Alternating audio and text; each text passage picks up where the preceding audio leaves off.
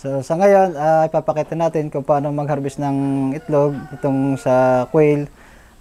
Ito nga, bago ko i-harvest ito, may order na sa akin isang pansiteria. Ito, regular customer ko na to.